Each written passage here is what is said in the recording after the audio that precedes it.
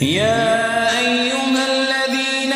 آمنوا إذا نودي للصلاة من يوم الجمعة فاسعوا إلى ذكر الله وذروا البيع ذلكم خير لكم إن كنتم تعلمون فإذا قضيت الصلاة فانتشروا في الأرض وابتغوا من فضل الله